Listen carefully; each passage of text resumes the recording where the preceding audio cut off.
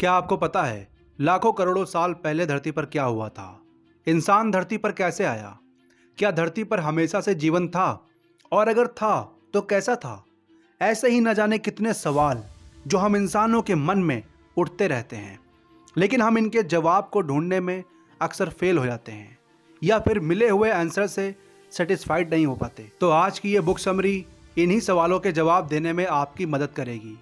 इस audio book summary में आपके सभी सवालों के जवाब दिए गए हैं और ह्यूमन और उसके एवोल्यूशन, यूनिवर्स और उसमें एनर्जी जैसी बातों को डिटेल में बताया गया है।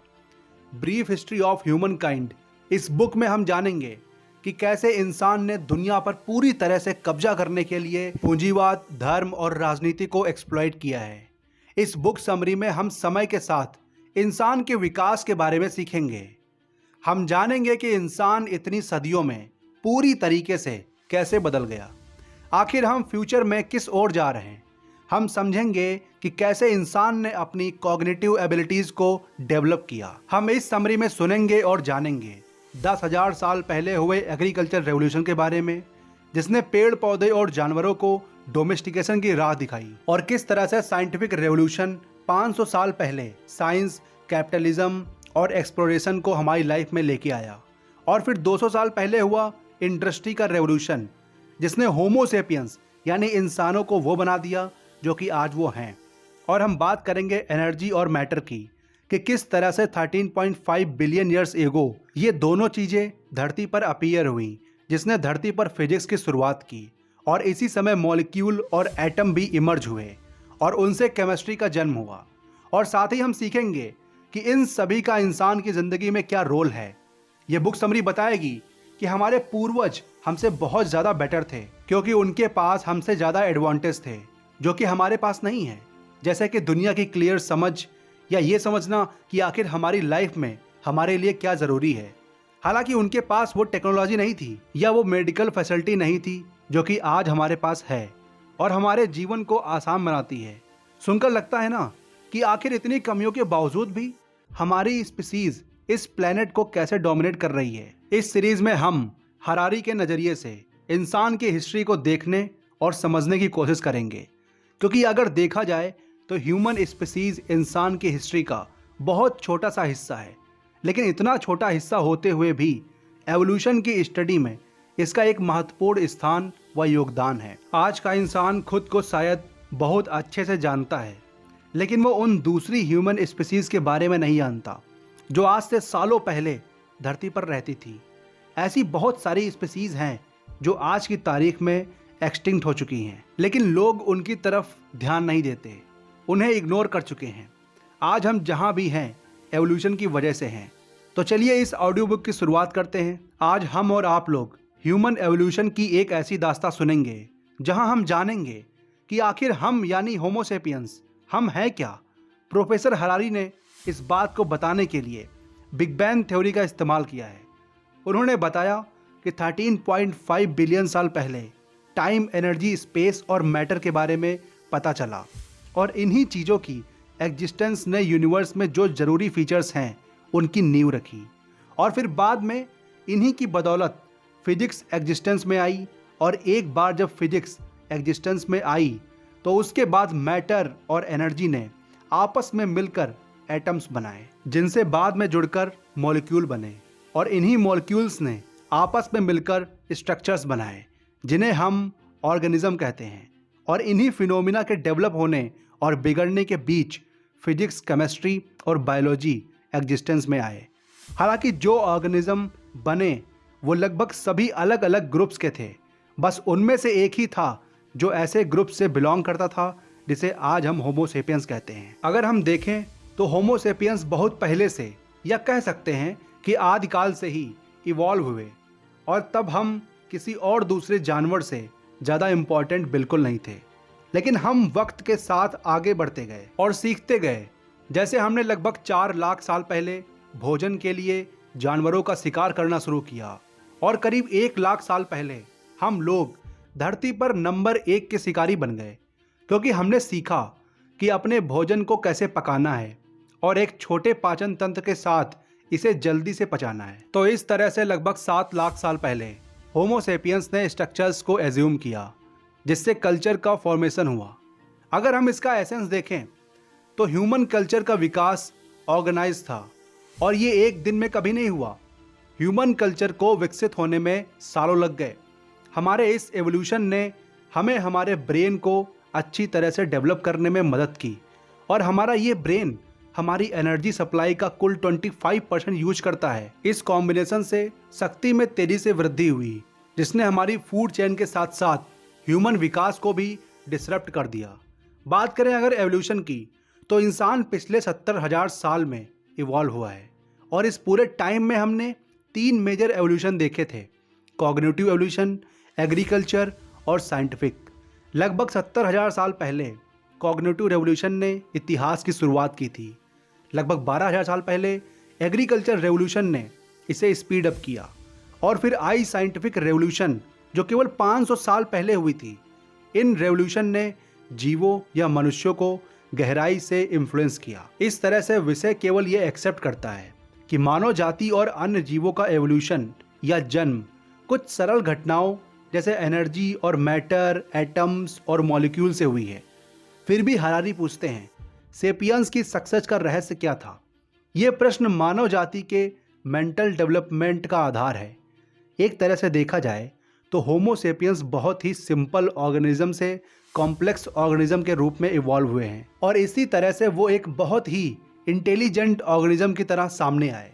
और इसी से पता चलता है कि आखिर ह्यूमन ने क्यों और कल्चर को डेवलप किया और बाद में वो बाकी के दूसरे ऑर्गेनिज्म के ऑनर बन गए या कहें कि उनसे ऊपर उठ गए। और अगर इसके अलावा यदि हम देखें तो ह्यूमन कल्चर और सोसाइटी के ऑर्गेनाइज्ड डेवलपमेंट या रेवोल्यूशन को ये हिस्ट्री एक ऑन गोइंग प्रोसेस की तरह प्रेजेंट करती है जो कि हमेशा ही चलता रहता है। हरारी का मानना है कि ऑर्गेनिज्म का ओरिजिन सिंपल ऑर्गेनिज्म से कॉम्प्लेक्स ऑर्गेनिज्म बनने के लिए हुआ है और ये पूरी चीज़ ह्यूमन यानी मैनकाइंड के एवोल्यूशन को एक ऐसे प्रोसेस के रूप में प्रेजेंट करती है जो कि ग्रेजुअली है, यानी कि हमेशा ही चलता रहने वाला, लेकिन फिर भी हर पॉइंट पर इंसानी लाइफ में ज़बरदस्त चैलेंजेस लाता है। अब हम बात करेंगे नॉलेज की। ये नॉलेज या हमारे ब्रेन की बात करें तो इसकी शुरुआत हुई 70,000 से 30,000 साल पहले के कहीं बीच में और सोचने और कम्युनिकेट करने के इस नए तरीके ने ही कॉग्निटिव रेवोल्यूशन को पूरा किया है। आगे हम जानेंगे कि दूसरे ह्यूमन स्पीसीज और हमारी नॉलेज और ब्रेन में क्या डिफरेंस है। इंसानों ने या दूसरे शब्दों में कहें तो ह्यूमन बींग्स ने करीब 70,000 साल पहले भाषा को डेवलप किया और उनकी इस एबिलिटी ने हमें इस लायक बनाया कि वो नए नए तरीक़ों से कम्युनिकेट कर सकें और ऐसी कहानियाँ सुना सकें जो कि किसी फैक्ट पर बेस्ड ना हो, यानी पूरी तरह से फिक्शनल हो। इसी भाषा की वजह से उन्हें ये एबिलिटी मिली जिससे वो ऐसी चीज़ें डिस्कस कर सकें जो उन्होंने पहले कभी नहीं देखी थी, जैसे कि सुपरनैचुरल चीज़ें या रिलीजन। भाषा के विकास ने इंसानों के लिए एक दूसरे के साथ विचारों को शेयर करना और एक ही स्थान पर फिजिकल रूप से प्रेजेंट हुए बिना प्रोजेक्ट या कामों में एक दूसरे की मदद करना आसान बना दिया। अगर हम थ्योरी के हिसाब से बात करें तो होमो सेपियंस प्रिमेनली एक सोशल एनिमल है और हमारे सर्वाइवल और रिप्रोडक्शन की हैं। सोशल कोऑपरेशन, जहाँ तक हम सब जानते हैं कि सेपियंस इकलौती ऐसी स्पीसीज है जो कि हर तरह की चीज़ों के बारे में बात कर सकती है, वो चीज़ें भी जो उन्होंने कभी देखी, सुनी या फील नहीं की होती है। और वो फिक्सन ही होता है जो हमें ना सिर्फ इन चीज़ों को इमेजिन करने में हेल्प करता है बल्कि हमें मदद करता है कि हम उनमें से बहुत सारी चीज़ों को एक्सपीरियंस करने में भी हेल्प करते हैं। सेपियंस काउंटलेस नंबर में अजनबियों के साथ बहुत ही फ्लेक्सिबल तरीके से कोऑपरेशन में कोई भी काम कर सकते हैं और इसीलिए सेपियंस दुनिया पर राज करते हैं। जबकि चींटियां हमारा बचा हुआ खाना खाती हैं और चिंपैंजी को चिड़ियाघरों और रिसर्च लेबोरेटरीज में बंद कर दिया जाता है। तो समझिए कि आखिर हम जो भी हैं वो हमारे इसी ब्रेन और नॉलेज की वजह से हैं। इंसान और दूसरे जानवर जैसे चिंपैंजीज लगभग 50 से बड़े ग्रुप्स नहीं बना सकते। यदि ग्रुप्स बहुत बड़ा है तो पर्सनल कम्युनिकेशन सभी को एक साथ टारगेट या एम की ओर काम करने के लिए इंस्पायर करने में सक्सेसफुल नहीं होता है। हरारी ने अपने रिसर्च के बेस पर यह आर्गुमेंट दिया है कि सेपियंस हमारे जैसे दिखते हैं लेकिन उनकी कॉग्निटिव एबिलिटी जैसे कि सीखना, याद करना, कम्युनिकेट करना बहुत ज़्यादा हद तक लिमिटेड थी। आइडियली अगर बात की जाए तो ये कहा जा सकता है कि सेपियंस जानकार थे, उन्हें चीज़ों की समझ थी, लेकिन उनके दिमाग की कैपेसिटी बहुत सारी जानकारी रखने के लिए सफिशिएंट नहीं थी। लेकिन इससे भी इम्पॉर्टेंट बात यह है कि सेपियंस का दिमाग धीरे धीरे बढ़ रहा था और अपनी उपलब्धियों के बारे में जानकारी रिकॉर्ड करने और उस इन्फॉर्मेशन को टाइम टू टाइम रिट्रीव करने में कैपेबल थे। और उनका ये दिमाग धीरे धीरे बड़ा हो गया था और इसी बड़े दिमाग ने, यानी एक ऐसे दिमाग ने जो कि बहुत अच्छे से काम कर सकता है और ज़्यादा इन्फॉर्मेशन गैदर कर सकता है, उसने सेपियंस के बीच कम्युनिकेशन एबिलिटी, कोऑपरेशन, भाषा के यूज़ के डेवलपमेंट को बढ़ाया है। सेपियंस के बड़े दिमाग ने क्रिएटिव बिहेवियर और रीजनिंग के मामले में सेपियंस को बाकी सभी दूसरे जीवों से अलग किया है। तो अगर साफ तौर पर देखा जाए तो हमें बाकी सभी क्रिएचर्स से अलग बनाने वाली वो दो ही चीज़ें हैं। पहला है ब्रेन, जो कि वक्त के साथ इवॉल्व हो रहा था, और दूसरा इसी बढ़ते ब्रेन के साथ हमारे पास गैदर होती इन्फॉर्मेशन। और इन्हीं दोनों ने हमारी मदद की, जिससे इतने सालों तक लगातार होते हुए चेंजेस के बावजूद हम न सिर्फ एक्सटिंक्ट होने से बचे, बल्कि हम इस काबिल बन गए कि हम अपने साथ को एग्जिस्ट कर रही दूसरी सारी स्पीसीज पर एक कंट्रोल बना पाए। अब हम बात करेंगे दुनिया के सबसे पहले मनुष्य की, और ये जानने की शुरुआत करेंगे कि दुनिया की शुरुआत में आखिर क्या होता था, क्या होती थी उनकी day to day lifestyle. क्या आपको पता है, हमारे खाने की आदतें और हमारे कॉन्फ्लिक्ट और हमारी सेक्सुअलिटी, ये सब इस बात का नतीजा है कि किस तरह से हमारा हंटर गैदर दिमाग आसपास के करंट पोस्ट इंडस्ट्रियल एनवायरनमेंट और उसके बड़े शहरों, हवाई जहाज़ों, टेलीफोन और कंप्यूटर के साथ किस तरह से कम्युनिकेट करते हैं, यानी उनका उन चीज़ों के लिए क्या पर्सपेक्टिव है। प्रोफेसर हरारी के अकॉर्डिंग इंसान के नेचर और उसकी साइकोलॉजी और इतिहास को समझने के लिए उसके हंटर गैदर के पर्सपेक्टिव से देखना ज़रूरी है। इस पर्सपेक्टिव को समझने और देखने के लिए हंटर गैदर वर्ड, यानी जो हमारी शिकार करने की और चीज़ों को सहेजने की हैबिट है, जो कहीं ना कहीं हमारी आसपास की दुनिया को बनाती है, हंटर गैदर की इस आदत को जानना बहुत ज़रूरी है कि आखिर इसकी शुरुआत कहाँ से हुई।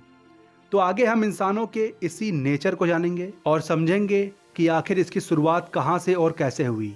हरारी की माने तो उन्होंने कहा है कि पिछले 10,000 साल, यानी कि वो समय जिसके दौरान ज़्यादातर सेपियंस किसानों और चरवाहों के रूप में रहते थे, पलक झपकते ही गायब हो गए। उन 10,000 वर्षों की तुलना में जिसके दौरान हमारे पूर्वजों ने शिकार किया और इकट्ठे हुए, उनका ये स्टेटमेंट हम इंसानों के हंटर गैदर को लेकर उनके किसान बनने की ट्रांजिशन के बारे में बताता है। हालांकि लोग हमेशा अपने पूर्वजों की तरह व्यवहार करते हैं, क्योंकि व्यवहार और चरित्र किसी को भी विरासत में मिलता है। इसको समझने के लिए अगर हम बात करें इंसानों के पूर्वज एडम और ईव की, तो हम जानेंगे कि वो भी गैदर और हंटर्स ही थे। और इस नए इंडस्ट्रियल सोसाइटी और इन्वायरमेंट में रहने के बावजूद भी आज तक इंसान के पास अपने पूर्वजों के बिहेवियर्स हैं। अगर हम बात करें हमारे इन्वायरमेंट की, तो ये हमें किसी भी पिछली पीढ़ी के कंपैरिजन में ज़्यादा मटेरियल रिसोर्स या एक लंबा जीवन देता है, लेकिन साथ ही ये अक्सर हमें समाज से या लोगों से अलग थलग, उदास और प्रेशर्ड फील कराता है।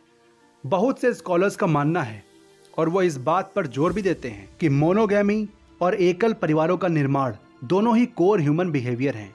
हालांकि वो ये भी कहते हैं कि प्राचीन हंटर गैदर सोसाइटीज़ हमारी मॉडर्न सोसाइटीज़ से ज़्यादा कम्युनल थीं। साथ ही इनका ये भी कहना है कि वो भी स्प्रेड सेल से बने थे और उनमें भी हर प्रवृत्ति के लोग थे। होमोसेपियंस के बारे में की जाने वाली debate, natural way of life, बहुत सारे मेन पॉइंट्स को मिस कर देती है। कॉग्निटिव रेवोल्यूशन के बाद से सेपियंस के लिए जीवन जीने का एक भी नेचुरल तरीका नहीं रहा। और अगर हम बात करें प्राचीन युग की, तो उस युग में जिंदा रहने के लिए सभी को शानदार मेंटल एबिलिटी की ज़रूरत थी। और जब एग्रीकल्चर और इंडस्ट्री साथ आए, तो लोग अपने सर्वाइवल के लिए दूसरों के स्किल पर तेजी से भरोसा कर सकते थे। और बहुत ही सारे, कहा जाए तो नए किस्म के बेवकूफ़ लोगों के लिए डोर्स खुल गए थे। आप वाटर कैरियर या एक असेंबली लाइन वर्कर के रूप में काम करके अगली पीढ़ी तक जीवित रह सकते थे और अपने अनमार्केबल जीन्स को नेक्स्ट जनरेशन को पास ऑन कर सकते थे। उस काल के लोग संक्रामक रोगों से भी कम पीड़ित थे। ज़्यादातर संक्रामक रोग जिन्होंने एग्रीकल्चर इंडस्ट्रियल सोसाइटी को भयंकर नुकसान पहुंचाया, जैसे कि स्मॉल पॉक्स, टीबी वगैरह, ये ज़्यादातर पालतू जानवरों में पैदा हुए और एग्रीकल्चर रेवोल्यूशन के बाद ही इंसान में ट्रांसफ़र हुए। अगर हम मोटे तौर पर देखते हैं तो पाएंगे कि सेपियंस के सुपीरियर प्राणी के रूप में डेवलप होने के बावजूद उसका बिहेवियर अभी भी हंटर गैदर से जुड़ा हुआ है। इस बात का मतलब यह है कि इंसान अभी भी अपने पूर्वजों की तरह काम करता है। अभी के प्रेजेंट टाइम तक इंसान के पास पुश्तैनी कैरेक्टर्स और ट्रेड्स हैं। उदाहरण के तौर पर अगर हम बात करें तो हम देखेंगे कि हंटर गैदर्स जो थे उन्हें मीठी चीज़ों को खाने की आदत थी और आज भी लोग मीठे खाद्य पदार्थों का सेवन करते हैं, जिसके परिणाम स्वरूप मोटापा होता है। तो कहीं ना कहीं हम आज भी अपने पूर्वजों से मिली आदत का खामियाजा भुगत रहे हैं। कहने को हमारा दिमाग, हमारी नॉलेज पहले से बहुत ज़्यादा इवॉल्व हो गई है, लेकिन सच ये है कि आज भी हमारी बहुत सारी बातें अपने एंसेस्टर्स जैसी ही हैं। अब हम बात करेंगे कि कैसे इंसान एक जगह से पूरी दुनिया में फैल गया, कैसे एक छोटी सी चीज़ इतने बड़े साम्राज्य में बदल गई। सेपियंस बुक समरी की इस सीरीज़ में हम बात कर रहे हैं ह्यूमन एवोल्यूशन की, आज के होमो सेपियंस के हिस्ट्री की। जैसे जैसे हमने इस हिस्ट्री को और ज़्यादा जानने की कोशिश की तो हमें ऐसे क्रिएचर्स के एक बिल्कुल नए यूनिवर्स का पता चला जो कि बहुत ज़्यादा सरप्राइजिंग था, जिसमें ऐसे जीव थे जिनके बारे में कभी ना तो सुना गया था ना ही देखा गया था। जैसे 450 पाउंड 6 फीट का कंगारू और एक मार्सुपियल लॉयन जो मॉडर्न बाघ जितना विशाल था। वो कॉन्टिनेंट का सबसे बड़ा शिकारी था। एक ऐसा कोआला जो इतना बड़ा कि पेड़ों में भूचाल ला दे और शायद क्यूट होने के लिए बहुत बड़ा है। और मैदानी इलाकों में शुतुरमुर्ग के आकार के दोगुने पक्षी जो उड़ सकते थे।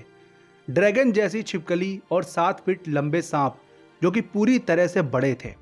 और 2.5 टन का विशाल जिप्रोट्यूशन। और भी न जाने ऐसे कितने ही जीव जंतु। एक बिल्कुल अनोखी दुनिया।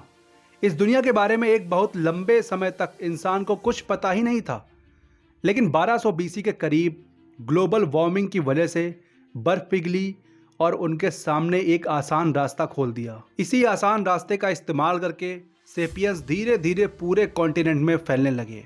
हरारी के अनुसार सी बैरियर ने न केवल इंसानों को बल्कि कई अन्य एशियाई जानवरों और पेड़ पौधों को भी इस बाहरी दुनिया तक पहुंचने से रोका हुआ था।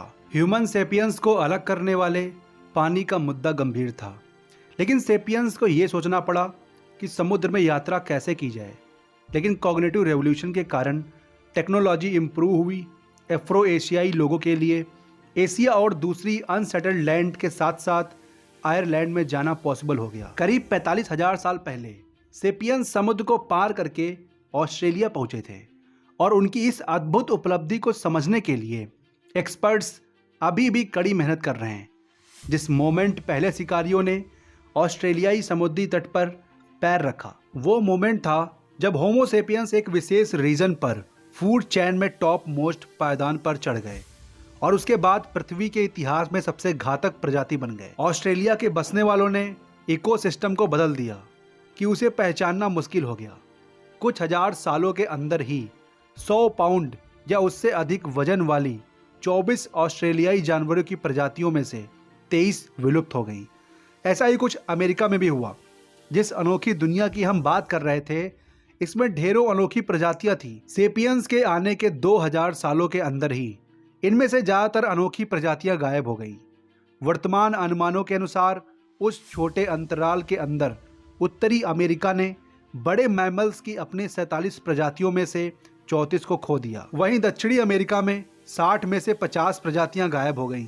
हम शायद इन सभी के लिए वेदर चेंज को जिम्मेदार मानते हैं, लेकिन 45,000 साल पहले इस मैसिव एक्सटेंशन के लिए वेदर चेंजेस को जिम्मेदार नहीं माना जा सकता, क्योंकि जब भी वेदर की वजह से मास एक्सटेंशन होता है तो उसका असर समुद्री जीवों पर भी देखने को मिलता है, जो कि उस दौरान नहीं हुआ था।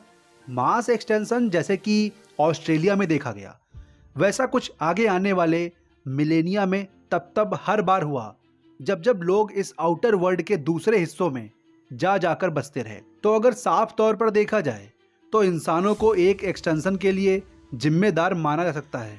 इनफैक्ट कई लोगों का यह भी मत है कि इंसान ने ही समय समय पर अपने रहने की ज़्यादा जगह बनाने के लिए पूरे पूरे बड़े भागों को आग लगाकर साफ कर दिया। मानवता के लिए हुई इस कॉग्निटिव रेवोल्यूशन ने पौधों और जानवरों को अन्य स्थानों या महाद्वीपों में बसने के लिए मूवमेंट की सुविधा प्रदान की, और ये दुनिया भर में स्प्रेड हुए लोगों के लिए जिम्मेदार है। इंसानों द्वारा पहिया, लेखन या लोहे के औजारों का आविष्कार करने से बहुत पहले होमो सेपियंस ने ग्रह के लगभग आधे बड़े जानवरों को विलुप्त कर दिया। शायद अगर अधिक लोगों को एक्सटेंशन की पहली लहर और दूसरी लहर के बारे में पता होता तो वे तीसरी लहर के बारे में कम नॉन चैलेंट होते, जिसका वे अभी हिस्सा हैं। और अगर चीज़ें प्रेजेंट पे से जारी रहती तो संभावना है कि व्हेल, शार्क और टूना और डॉल्फिन भी ग्राउंड स्लॉथ और मैमल को फॉलो करते हुए जल्द ही एक्सटिंक्ट हो जाएं। दुनिया के सभी बड़े जीवों में इंसान बाद के एकत्र जीवित बचे लोग खुद इंसान ही होंगे, और खेत के जानवर जो दास के रूप में काम करते हैं। अब आगे हम बात करेंगे एग्रीकल्चर रेवोल्यूशन के बारे में, जिसे यदि दुनिया का सबसे बड़ा फ्रॉड कहा जाए तो बिल्कुल भी गलत नहीं होगा। दोस्तों, क्या आप जानते हैं तकरीबन 2.5 मिलियन साल पहले इंसानों ने अपना पेट पालने के लिए पेड़ पौधों को इकट्ठा करना शुरू किया, मतलब खेती शुरू की, और साथ ही शिकार करना शुरू किया। दक्षिणी पूर्वी टर्की, पश्चिमी ईरान और लेवेंट के पहाड़ी देशों में एग्रीकल्चर यानी कृषि के एक नए रूप का बढ़ना लगभग 9500 से 8500 ईसा पूर्व से शुरू हुआ।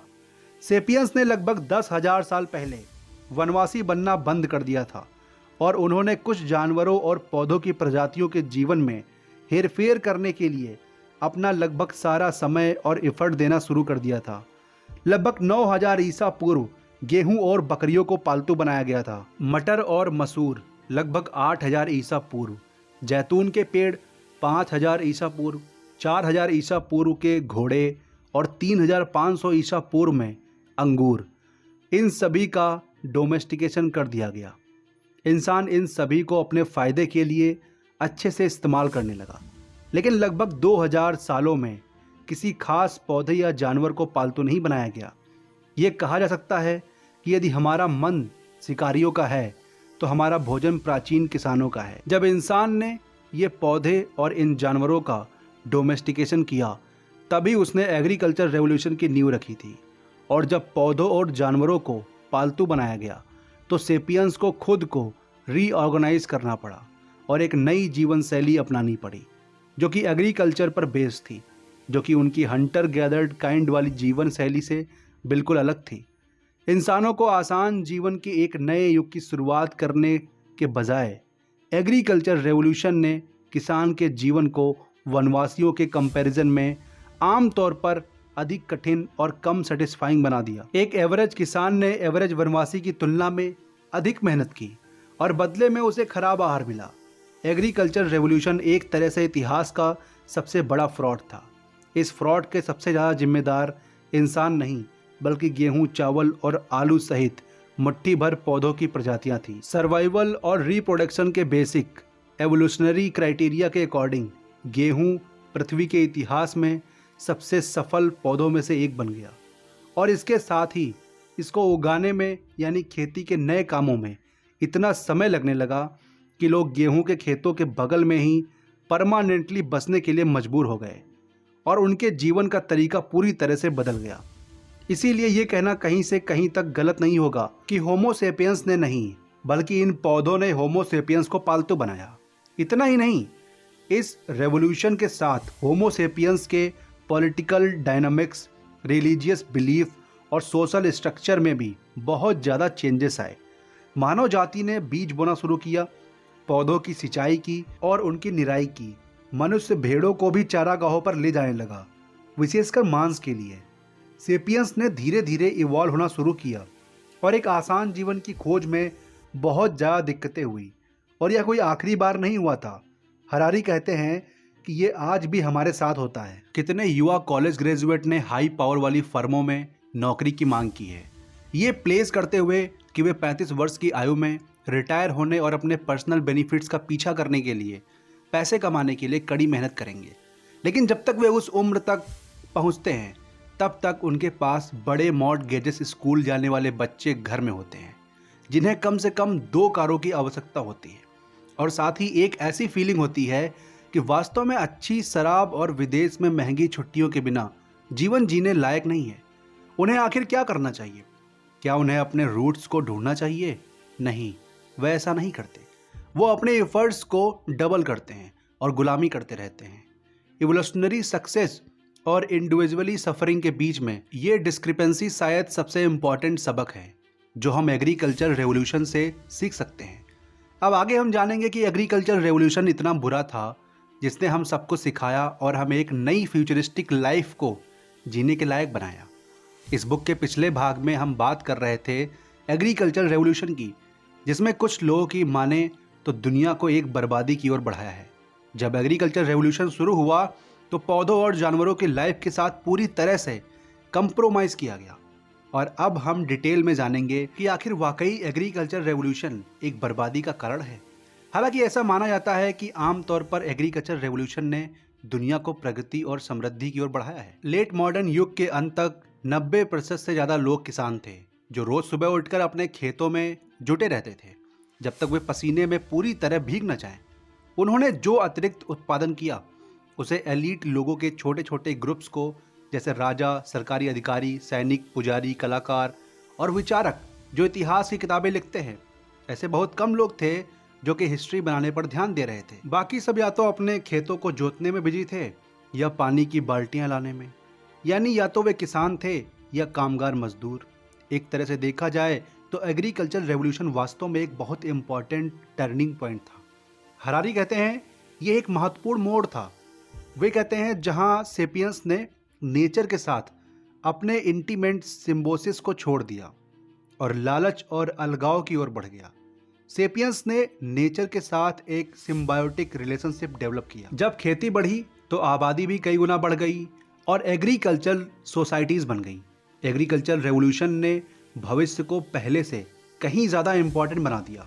जहां एक और वनवासी ऐसे थे जो सिर्फ अपनी ज़रूरतों को पूरा करने के लिए जीते थे और जिन्हें उन्हें वाकई बहुत सारी चिंताओं से बचाया। उनका मानना था कि आप जिस चीज़ को इन्फ्लुएंस नहीं कर सकते उसके बारे में चिंता करने की भी कोई ज़रूरत नहीं है। वहीं दूसरी ओर ऐसा माना जाने लगा कि किसानों को हमेशा भविष्य ध्यान में रखना चाहिए और उनकी सेवा में काम करना चाहिए। अब हम जानेंगे इंसानी दिमाग के बारे में कि किस तरह से इसने काम करना शुरू किया। क्या आप जानते हैं ह्यूमन हिस्ट्री पर स्क्रिप्ट यानी लिपि का सबसे इम्पॉर्टेंट इम्पैक्ट ये है कि इसने इंसान के सोचने का तरीका और दुनिया को देखने का उसका पर्सपेक्टिव दोनों को ही पूरी तरह से बदल कर रख दिया। फ्री एसोसिएशन और होलिस्टिक थॉट ने सोसाइटी को एक ऐसे रास्ते की ओर बढ़ाया जिसने 2 चीज़ों को जन्म दिया, कंपार्टमेंटाइजेशन और ब्यूरोक्रेसी। होमो सेपियंस की मेमोरी में बहुत सारी जानकारी इकट्ठा होती है और शायद इस प्रकार एग्रीकल्चर रेवोल्यूशन के दौरान सेपियंस ने बहुत सारी जानकारी इकट्ठा की होगी। प्रोफेसर हरारी का दावा है कि एग्रीकल्चर सोसाइटीज़ में विकसित होने वाले साम्राज्यों में बहुत सारी जानकारी थी। इन साम्राज्यों को टैक्स, लेन देन, व्यापारी जहाज़ों, त्योहारों, मिलिट्री सप्लाईज की लिस्ट को रिकॉर्ड करना पड़ता था। हरारी ने लिखा है कि लाखों सालों से इंसान अपने दिमाग में सूचनाओं को कलेक्ट करना पसंद करता था, लेकिन दुर्भाग्य से कुछ प्रमुख कारणों से इंसान के लिए साम्राज्य की सारी जानकारी संग्रहित करना मुश्किल था। जिन कारणों से ह्यूमन अपने ब्रेन में सभी सूचनाओं को कलेक्ट नहीं कर सका, और उसका मुख्य कारण है लिमिटेड ब्रेन कैपेसिटी। इंसान की मौत के बाद उसका दिमाग भी मर जाता है और मानव स्मृति केवल कुछ जानकारी ही कलेक्ट कर सकती है। ऐसे ही बहुत सारे कारण थे जिनकी वजह से इतना सारा डेटा कलेक्ट कर पाना नामुमकिन था। अगर हम हिस्ट्री में देखें तो हम जानेंगे कि 3500 ईसा पूर्व और 300 ईसा पूर्व के बीच कुछ अज्ञात सुमेरियन जीनियस लोगों ने अपने दिमाग के बाहर सूचनाओं को इकट्ठा करने और उसे प्रोसेस करने के लिए एक सिस्टम का आविष्कार किया, जिसे बड़ी मात्रा में मैथमेटिकल डेटा को संभालने के लिए कस्टम बिल्ड किया गया था। इस प्रकार सुमेरियों ने अपने सोशल ऑर्डर को ह्यूमन ब्रेन की लिमिटेशन से मुक्त कर दिया, जिससे शहरों और राज्यों और साम्राज्यों के अपेयर होने का रास्ता खुल गया। सुमेरियों द्वारा इन्वेंटेड डेटा प्रोसेसिंग सिस्टम को लेखन कहा जाता है। दुनिया के पहले टेक्स्ट यानी ग्रंथ की हिस्ट्री की बात करें तो उनमें कोई भी फिलोसफिकल इंसाइट, कविता, किसी भी तरह के लोक कथाएं या कानून से जुड़ी बातें नहीं थी। वो टैक्स ज़्यादातर इकोनॉमिक डॉक्यूमेंट थे जिनमें टैक्सेस के पेमेंट रिकॉर्ड किए जाते थे या डेप्ट यानी कर्ज का हिसाब रखा जाता था। फिर प्रॉपर्टी से जुड़ी जानकारियां होती थी।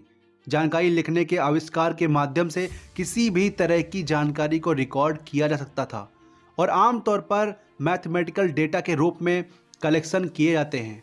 मैथमेटिकल स्क्रिप्ट्स ने डेटा को स्टोर करना आसान बना दिया और साथ ही साम्राज्य और राज्य लेखन के माध्यम से फसल या लेन देन पर जानकारी को कलेक्ट करने के काबिल बना दिया। इसने इंफॉर्मेशन स्टोरेज के लिए ह्यूमन ब्रेन पर डिपेंडेंसी को बदल दिया और अब कोई भी इंफॉर्मेशन किसी इंसान के जिंदा रहने तक ही लिमिटेड नहीं रही, उसकी मौत के बाद भी हमारे पास मौजूद थी। बात यह थी कि इतनी सारी इंफॉर्मेशन का हिसाब रखना भी आसान नहीं था, इसीलिए लिखित रिकॉर्ड के लिए एक अच्छी कैटलॉगिंग और रिट्रीव सिस्टम की ज़रूरत का एहसास किया गया। मिस्र, प्राचीन चीन और इनका साम्राज्य में सभी ने विशेष स्कूल बनाए जिसमें पेशेवर लेखकों, क्लर्क, लाइब्रेरियंस और अकाउंटेंट को डाटा प्रोसेसिंग के सीक्रेट में काफ़ी एफिशिएंट ट्रेन किया गया था। जो कोई भी इंसान सरकारों, संगठनों या कंपनियों के निर्णयों को प्रभावित करना चाहता है। दूसरे शब्दों में अगर हम समझने की कोशिश करें तो कोई भी इंसान यह चाहता है कि उसकी बात को सुना और समझा जाए और ऐसा करने के लिए उसे नंबर्स में बोलना सीखना चाहिए। राइटिंग या लेखन ह्यूमन कॉन्शियसनेस की एक ज़रूरत के रूप में पैदा किया गया था। अब हम बात करेंगे कि कैसे ह्यूमन ने बायस होना सीख लिया। ऐसा कितना कुछ होता है जिसके बारे में आपने सुना होगा कि ये हमारा इतिहास है, इस चीज़ का सृजन ऐसे हुआ और उसका वैसे, और भी न जाने क्या क्या, पर यह इतिहास कितना सही है कितना गलत, इससे जुड़ी हर चीज़ और हर बात को परमानेंट कर पाना आसान नहीं है। ऐसी ही है इंसान की हिस्ट्री। इंसानों में बायोलॉजिकल इंस्टिंक्ट का काफ़ी अभाव था जो उन्हें मास कॉपरेशन नेटवर्क को बनाए रखने में कैपेबल बना सकता था। अगर बात करें मास कॉपरेशन नेटवर्क की तो ये बताते हैं कि आखिर इंसान किस तरह से खुद को ऑर्गेनाइज करता था। इंसान ने अपने आप को मास कॉपरेशन नेटवर्क के साथ ऑर्गेनाइज रखने के लिए इमेजिन ऑर्डर्स क्रिएट किए और ऐसी ही कई स्क्रिप्ट्स तैयार की। इस इमेजिन्ड ऑर्डर ने कुछ क्लासेस या ग्रुप क्लासेस का निर्माण किया जहां लोगों को उनके इन्फ्लुएंस के बेसिस पर क्लासिफाई किया गया था। जैसे एक प्रसिद्ध क्रिएशन हिंदू के अनुसार देवताओं ने एक आदिम प्राणी पुरुष के शरीर से दुनिया का निर्माण किया। पुरुष की आंख से सूर्य, मस्तिष्क से चंद्रमा, उसके मुंह से ब्राह्मण यानी पुजारी, उसकी भुजाओं से छत्री यानी योद्धा, उसकी जांघों से वैश्य यानी किसान और व्यापारी और पैरों से शूद्र मतलब नौकर बने थे। पर क्या यह सच है? जो सोशल क्लासेस बनाए गए थे वो वर्ग पिरामिड जैसे फॉर्मेशन में थे और जो लोग पिरामिड के अपर क्लास से संबंध रखते थे वे शक्ति का उपयोग करते थे और उन्हें स्पेशल राइट्स दिए जाते थे। पिरामिड के निचले स्तर पर लोगों के साथ भेदभाव और उत्पीड़न किया जाता था। अगर कोई व्यक्ति किसी विशेष टैलेंट के साथ पैदा होता है तो वो टैलेंट आमतौर पर छुपा हुआ ही रहता है। सभी लोगों को अपनी क्षमताओं को विकसित करने और डिफाइन करने का सेम अवसर नहीं मिलता है। किसी भी तरह का डिस्क्रिमिनेशन या बुरा बर्ताव टाइम के साथ और बुरा होता जाता है, वो बेटर नहीं होता। जैसे हम अक्सर अपने आसपास भी देखते हैं कि पैसे से पैसा आता है और गरीबी से गरीबी आती है। यही सच है। अब हम आगे जानेंगे कि कैसे सोसाइटी का विकास हुआ। हर कल्चर की अपनी टिपिकल मान्यताएं और वैल्यू होते हैं। पश्चिमी संस्कृतियों में फ्रीडम और समानता को फंडामेंटल वैल्यूज़ के रूप में देखा जाता है, लेकिन वे एक दूसरे को कॉन्ट्राडिक्ट करते हैं। हम सभी लोग एक अच्छा समाज चाहते हैं जिससे हम सबका भला हो सके। इसके लिए सरकार नियम बनाती है और टैक्सेस को बढ़ाती है, जिसकी वजह से अमीर और गरीब के बीच इनकम का बड़ा अंतर हो सकता है। लेकिन इन सब की बजाय हमें मतभेद पैदा करने वाली चीज़ों को दूर करना चाहिए। सदियों से छोटी और बाकी संस्कृतियाँ धीरे धीरे बढ़ी और ज़्यादा मजबूत सिविलाइजेशन भी डेवलप हुई, जिससे समाज बना। और हम सभी इंसान अलग अलग कल्चर के होके भी मानवता से जुड़े हुए हैं। इसी मानवता के जरिए हम सभी एक हैं, ज़रूरत पड़ने पर एक दूसरे की मदद करते हैं। अब बात करें पैसे के डेवलपमेंट के बारे में। शुरुआती इंसानों के पास पैसे नहीं थे क्योंकि वो खाने और बाकी ज़रूरतों को जंगल से पूरा करते थे। लेकिन जैसे जैसे जनसंख्या बढ़ती गई वैसे वैसे ज़रूरतें भी बढ़ती गईं और चीज़ें भी कम पड़ने लगी। इन ज़रूरतों को पूरा करने के लिए पैसे को इन्वेंट किया गया। मतलब अब जिन लोगों के पास पैसे होते थे, सिर्फ वही लोग अपनी ज़रूरतों को पूरा कर सकते थे। इस डेवलपमेंट के साथ पैसे का इस्तेमाल करना शुरू किया गया और समय के साथ पैसा ज़िंदगी जीने के लिए बहुत ज़रूरी हो गया। पैसे के जरिए लोग चीज़ों और सेवाओं का लेन देन करते हैं। पूर्वी अफ्रीका, दक्षिणी एशिया, पूर्वी एशिया में लगभग 4000 साल तक कौड़ी के जरिए ही सभी चीज़ों को खरीदा बेचा जाने लगा और इसी तरह पैसे के जरिए लोग आपस में जुड़ने लगे। अब बात करेंगे धर्म की। शुरुआती इंसानों का कोई भी धर्म नहीं होता था, लेकिन जैसे जैसे इंसान डेवलप होते गए उन्होंने अपनी समझ को भी डेवलप किया, जिसके बाद से एक दूसरे को अलग रखने के लिए धर्म बनाया गया। यूनिवर्सल और मिशनरी धर्म पहली मिलेनियम बीसी सामने आए थे, लेकिन आज धर्म को अक्सर भेदभाव, डिसएग्रीमेंट के रूप में देखा जाता है, जिससे लोगों के बीच दूरियां बढ़ गई हैं। कृषि क्रांति में धर्म का पहला इफेक्ट देखने को मिला, जो पौधों और जानवरों के लिए था। इसके बाद से इंसानों ने धर्म को अपनी वैल्यूज और पहचान समझ लिया, जिसके बाद से पिछले 300 सालों में सेकुलरिज्म को बढ़ते हुए देखा गया है। लोग पूंजीवाद, साम्यवाद, राष्ट्रवाद जैसी आइडियोलॉजी पर उतना ही भरोसा रखते हैं जितना कि वो अपने धर्म में रखते हैं। आइडियोलॉजी और धर्म एक तरह से एक ही चीज़ है।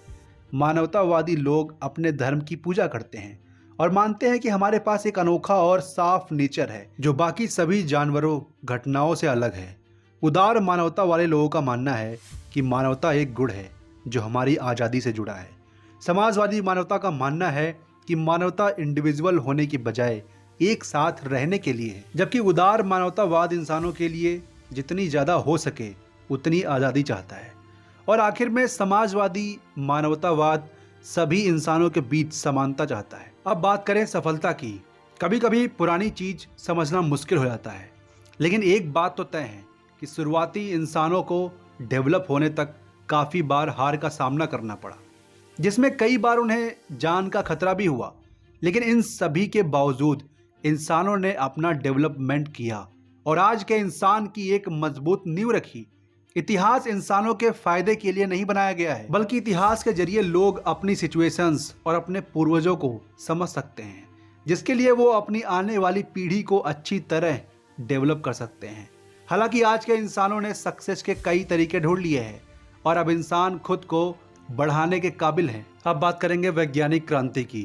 पिछले 500 सालों का सबसे अच्छा और याद रखने वाला पल 16 जुलाई 1945 को 5:29 और 45 सेकेंड में सामने आया था, जब अमेरिकी वैज्ञानिकों ने न्यू मैक्सिको के एलामोग्रोडो में 1 सेकेंड के अंदर पहला परमाणु बम विस्फोट किया। उस समय से इंसानों में इतिहास में हुई चीज़ों को बदलने की ताकत डेवलप हुई। अब इंसान एक ऐसी ऊंचाई पर पहुंच चुके थे जिससे वो अपने इतिहास को बदलकर एक बेहतर भविष्य बना सकते थे। इसके बाद भी समाज में गरीबी एक प्रॉब्लम बनी हुई है, जिसे अभी तक पूरी तरह दूर नहीं किया जा सका। समय 2 तरह की गरीबी से दुखी रहा है। पहली सामाजिक गरीबी जो अमीर लोगों ने बनाई है, और दूसरी जैविक गरीबी जो भोजन, रहने की जगह की कमी के कारण बनी हुई है। शायद सामाजिक गरीबी को कभी खत्म नहीं किया जा सकता, लेकिन दुनिया भर के कई देशों में जैविक गरीबी खत्म की जा चुकी है और लगातार पूरी तरह से खत्म करने की कोशिश की जा रही है। अब आगे हम बात करेंगे 1500 से 1750 के बीच की। पश्चिमी यूरोप तेजी से बढ़ने लगा, जिसमें 2 अमेरिकी महाद्वीप और महासागर शामिल हैं। ये सिर्फ इसलिए पॉसिबल हुआ क्योंकि एशिया की महान शक्तियों ने उनमें बहुत कम दिलचस्पी दिखाई, जिससे उनको आगे बढ़ने का मौका मिला। धीरे धीरे ये पूरे यूरोप तक फैल गया और सिर्फ 1750 और 1850 के बीच यूरोप एक बड़ी शक्ति बन गया। इसके साथ ही यूरोप ने एशिया के बड़े हिस्से पर जीत हासिल की और यूरोपियन कल्चर को पूरे एशिया में फैला दिया, जिसके कारण आज एशिया के लगभग सभी इंसान कपड़े, सोच और स्वाद में यूरोपियन कल्चर का इस्तेमाल करते हैं। इसके साथ भी यूरोपियन साम्राज्यों के बदौलत ही मॉडर्न विज्ञान भी डेवलप हुआ है। 15 या 16 शताब्दी के दौरान यूरोपियन लोगों ने बहुत सारी खाली जगहों के साथ दुनिया के नक्शे बनाना शुरू कर दिए। इससे पहले लोग यूरोपियन दुनिया के बड़े हिस्सों से अनजान थे। नक्शे बनाने के बाद लोगों को खाली जगहों का आसानी से पता लगने लगा। विज्ञान ने अपनी शक्ति का इस्तेमाल किया और दुनिया को बहुत ज़्यादा बदल दिया। जिससे दुनिया ने न्याय के बारे में सीखा है और अपने हक की जमीन और हिस्से के लिए लड़ना शुरू कर दिया। अब बात करेंगे पूंजीवादी पंथ की। पिछले 500 सालों में प्रोग्रेस के विचार ने लोगों को भविष्य में ज़्यादा से ज़्यादा भरोसा करने के लायक बनाया और इस विकास ने भरोसे को मजबूत किया और लोगों ने उधार लेना शुरू किया। इसके बाद से अपने फ़ायदे के लिए काम करना शुरू किया। नए पूंजीवादी पंथ का मानना है कि हमें प्रोडक्शन के फ़ायदे को प्रोडक्शन बढ़ाने के लिए दोबारा इस्तेमाल करना चाहिए। पूंजीवाद धीरे धीरे एक इकोनॉमिक थ्योरी से कहीं ज़्यादा बन गया है। अब इसमें इथिक्स भी शामिल है, जिससे पता चलता है कि लोगों को कैसे बिहेव करना चाहिए, अपने बच्चों को एजुकेट करना चाहिए और यहाँ तक कि कैसे सोचना चाहिए। ये सब कुछ पूंजीवाद पर डिपेंड करता है। 1908 के बाद और 1945 के बाद पूंजीवादी लालच कुछ हद तक कम हो गया, फिर भी इनइक्वालिटी बनी हुई है, जिसकी वजह से लोग भेदभाव करते रहते हैं। अब बात करेंगे इंडस्ट्री की। सदियों से बारूद का इस्तेमाल बम बनाने के लिए होता था, लेकिन बाद में इसका इस्तेमाल तोपों में किया जाने लगा। बारूद को भरने और तोपों के डेवलपमेंट में लगभग 600 साल लग गए।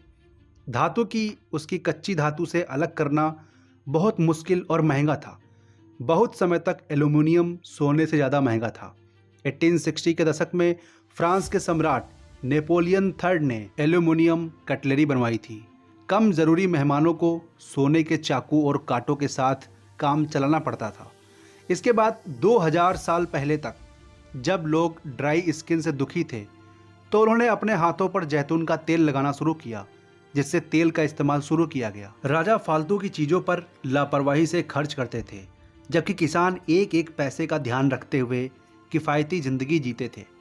लेकिन आज इसका ठीक उल्टा हो गया, क्योंकि आज अमीर अपनी संपत्ति और इन्वेस्टमेंट का मैनेजमेंट करने में बहुत सावधानी बरतते हैं, लेकिन कम इनकम वाले लोग कार और टीवी खरीदने के लिए कर्ज लेते हैं, जिनकी उन्हें एक्चुअल में ज़रूरत नहीं होती है। इसी तरह इंडस्ट्री का अलग अलग तरीके से इस्तेमाल किया जाने लगा। अब बात करेंगे परमानेंट रेवोल्यूशन की। भविष्य में संसाधनों की कमी होने की पॉसिबिलिटी बहुत ज़्यादा नहीं है, लेकिन नेचुरल चीज़ों के खत्म होने और ज़्यादातर बाकी स्पीसीज़ के गायब होने का खतरा बना हुआ है। औद्योगिक क्रांति ने उन सभी ह्यूमन एक्टिविटीज़ के लिए एक टेम्पलेट तैयार कर दिया, जिसके जरिए ही लोग आसानी से जिंदा रह सकते हैं। इसके साथ ही बाज़ार बन गए हैं, जहां बड़ी बड़ी क्वालिटी में चीज़ें बनाई जाने लगी। बाज़ार बहुत बड़ा होता गया, जहां बाज़ार में सभी कस्टमर्स के लिए एक दूसरे को जानना इम्पॉसिबल हो गया है। पिछली 2 शताब्दियों में बदलाव की स्पीड इतनी तेज हो गई है कि सोशल सिस्टम ने तेज़ी से प्रोग्रेस किया और ये अब लगातार बढ़ता जा रहा है। आज दुनिया इतनी बदल चुकी है कि एक 30 साल का इंसान ईमानदारी से कह सकता है कि जब मैं छोटा था तब दुनिया पूरी तरह से अलग थी। अब बात करेंगे रियल हैप्पीनेस की। इतिहासकार अक्सर इस सवाल से बचते हैं कि क्या प्रोग्रेस लोगों को खुश करती है। जरूरी नहीं है कि नई योग्यताएं, बिहेवियर और स्किल्स बेहतर ज़िंदगी के लिए ज़रूरी हों। इसके बजाय फिजिकल कंडीशन के रूप में सामाजिक, नैतिक और स्पिरिचुअल फैक्टर का हमारी खुशी पर बहुत ज़्यादा इफेक्ट पड़ता है। मॉडर्न समाज में लोग अपनी अमीरी के बाद भी मीनिंगलेस ज़िंदगी जी रहे हैं, जबकि हमारे कम डेवलप्ड पूर्वजों ने अपने समुदाय में धर्म और नेचर के साथ रहकर ही बहुत सेटिस्फैक्शन पा लिया था।